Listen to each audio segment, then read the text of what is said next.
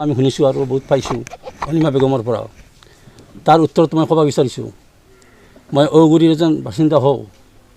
এই অনিমা বেগম মোৰ বোৱাৰী হয়। মোৰ ল'ৰা যে বিয়া কৰি আনিছে বহুত ভাল এটা আছিল। আমাৰ আগৰ বোৱাৰীজন তাইৰ দুখতে তাইৰ কাৰণে যাব লগা হৈছে। আৰু তাই বিশেষভাৱে প্ৰলোভন দেখাইছে টকাৰ। তোৰ যি টকা দিছা বা মহৰ টকা আছে চব টকা মই একেলগে দি দিম, তই লৈ যা, বস্তু লৈ যা। এই বুলি কৈ তাক বিদা কৰিছে। নিজে টকা দিছে, 90,000 টকা দিছে। এই 90,000 টকা দেৱাটো আমি জানো, আৰু বেলেগ টকা দেৱা আমি নাজানো। হয়তো গাড়ী ৰিজাৰ্ভ কৰি কুৰমা খাইছে, নতুন বিয়া হৈছেতো গাড়ী ৰিজাৰ্ভ কৰি কুৰমা চুৰমা খাইছে, ঘূৰিছে ফুৰিছে, সেনেকৈ টকা পইচা খৰচ হ'ব পাৰে। কিন্তু কেছ টকা কাকো দেৱা নাই। 1 লাখ টকা দিছে কোনোবা হাজিৰা দান দেৱাৰ কাৰণে, দানহে দিছে, সেইটোতো ঘূৰাই পাৱাৰ কোনো প্ৰশ্ন নাহে। মাৰ দৰকাৰ আমাৰ এইটো কোনো কথাই নাই, কাৰণ তাই অহাৰ লগে লগে বেলেগকৈ আহিছে। বেলেগকৈ অহা মানুহ আৰু কোনো সম্পৰ্ক নাই। কাজিয়া লাগে মাত্ৰ মোবাইলত ফোন কৰা সন্দেহৰ হৈহে। তাৰ বাহিৰে এনে খাৱালাৰ কোনো অসুবিধা নাছিল, কোনো কাজিয়াৰ কথা নাছিল। মই গুচি গ'লোঁ জমাটোত। 40 দিন পিছত যেতিয়া আহিলোঁ, 2-3 দিন পিছত দেখা পালোঁ ৰাতিপুৱা এখন ঠেলা আহিছে তাইৰ ঘৰৰ পৰা, তাইৰ ঘৰৰ ওচৰতে।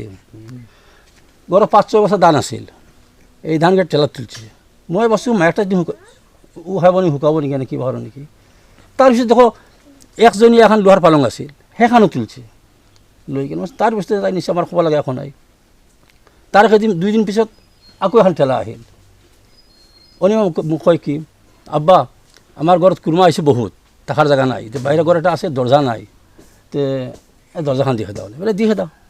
এই দৰ্জাখন আছিল ভিতৰৰ ৰুমত একবাৰটা, দৰ্জাখন খুলি দি খেদিলাম। এই 1 মিনিট পাৰ হৈছে। তাৰপিছত আৰু দিন আহিছে এখন ঠেলা, আহি লোহাৰ পালং এখন আৰু কিবা কিবি এইটো লৈ গ'ল। তাইৰ আনা বস্তু মানে স্বইচ্ছাই নিজৰ ঘৰৰ পৰা গুচি গৈছে, চব স্বইচ্ছাই গৈছে। আৰু যদি মানুহ আছে আজি বজাৰ দিন, মই বজাৰ কৰি আছোঁ, দোকান কৰি আছোঁ, মই অহা নাই। বজাৰ শেষ হোৱাৰ পিছত আহিছোঁ। চাওঁ তাইৰ এই যে পইচা খৰচ কৰা বুলি কৈছে, তাই এইগিলা বস্তু কিনছে, চুটকেছ কিনছে, গডৰেজ কিনছে, ফ্ৰিজ কিনছে, টকা খৰচ কৰিছে। সেনেকৈ টকা খৰচ কৰা হ'ব পাৰে 5 লাখ। এইবিলাক কিবা কিবি খৰচ কৰি আনি বস্তু আনছে, চব বস্তু আজি বাহিৰত ওলাইছে। তাইৰ নিজস্ব মানুহ তাইৰ ফালৰ পৰা আনছে 2জন, তাইৰ গাঁৱৰ। এজনৰ নাম আনোৱাৰ হুছেইন, আৰু নাম হ'ল তাজনুৰ। সিহঁত আগত আছে, এনে কাগজ কলমত অনা আছে। তাই স্বইচ্ছা যাব, লিখি দিব লাগে। যাৱাৰ কাৰণ কি, তাই ইয়াতে নাথাকে, ক'ত থাকব, তাতে মাটি কিনছে, তাতে যাব লাগে। এতিয়া সেই মানুহগিলা মোক সুধিলা, আপুনি গাৰ্জেন হিচাপে কি হয়?